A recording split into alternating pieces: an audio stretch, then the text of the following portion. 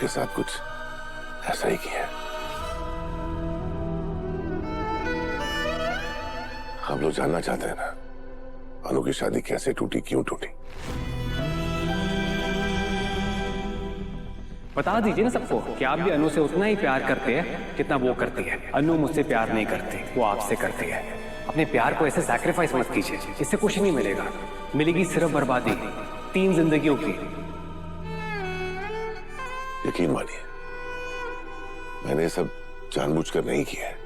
मैं नहीं चाहता था कि अनु की शादी टूटी, उसके साथ ऐसा हो।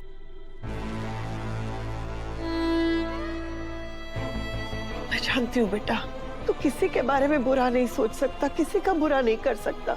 अपने आप को दोष देना बंद कर दो।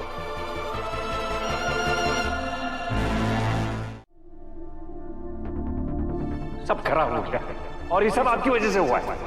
आप क्या आए, तुम्हारी जिंदगी में आने वाली खुशियां ही चली गई, सब कुछ खत्म हो गया है। आर्यवर्धन सर। आर्य, ऑफिस का टाइम हुआ है, अभी तक तैयार नहीं हुआ। माँ हर्ष, मानसी और मीरा चाहते हैं, इसलिए आजकल मैं घर से ही काम कर रहा हूँ। वो इसलिए कह रहे थे क्योंकि तुम बहुत परेशान लग रहे थे। पूरा टाइम घर में बैठे रहोगे तो और परेशान हो जाओगे। इससे अच्छा है ब्लेजर पहन और तैयार हो जा।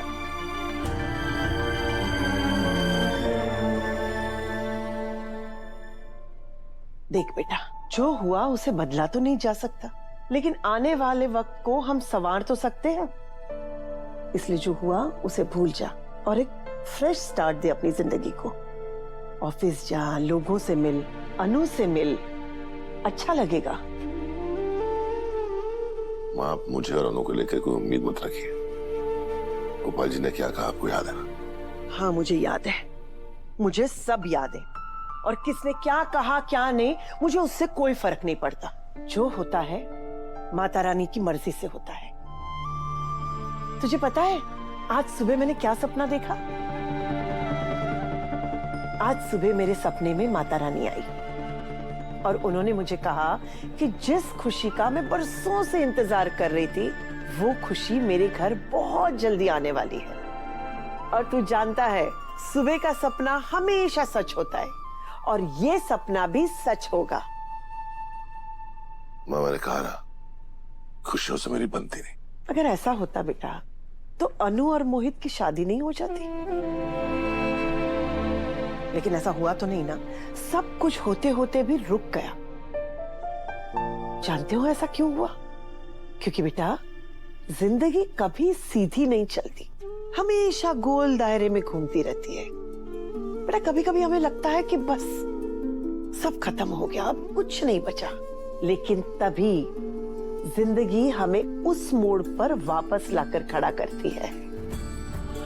बेटा जो हमारे हाथ में है वो हमसे कितना भी दूर हो जाए, घूम फिर के हमारे पास ही वापस आता है। और जो हमारे बस में नहीं है वो हम कितना भी पकड़ के रखे, हम उसे रोक नहीं सकते। कल जो हुआ वो सिर्फ शादी का टूटना नहीं था, बल्कि किस्मत का इशारा था। पता है, कभी कभी ऊपर वाला ऐन मौके पे आके ब्रेक लगा देता है।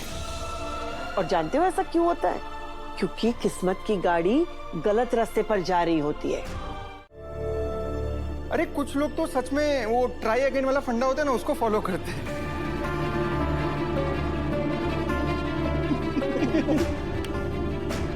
लगता है कुछ लोग के नसीब में शादी लिखी नहीं होती। बेचारी की शादी दूसरी बार भी टूट गई। अब देखो कहीं हैट्रिक ना हो जाए। अन्नू ऑफिस में तो ग्रो कर गई, पर उसकी पर्सनल लाइफ में पंचर है, आगे ही नहीं बढ़ पा रही है।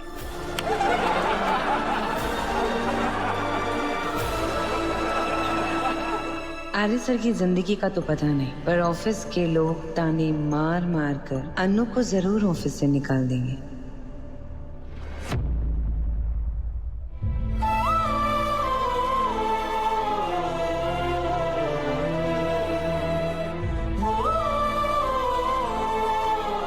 पानी पियो और रोना बंद करो। लो।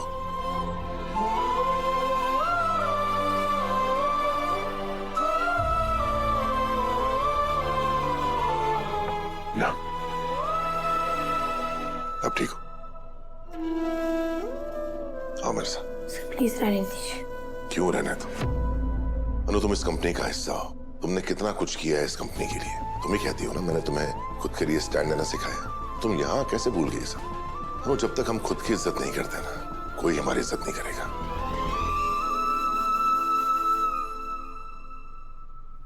आओ मेरे साथ। सब Excuse me everyone. अनु, आप सब लोगों से कुछ कहना चाहती है।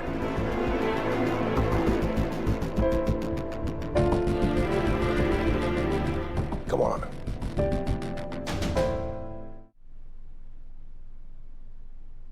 आप सब जानते हैं, जब आज सुबह मैं ऑफिस आने के लिए रेडी हो रही थी ना, तो मुझे दिल में सिर्फ एक ही डर लग रहा था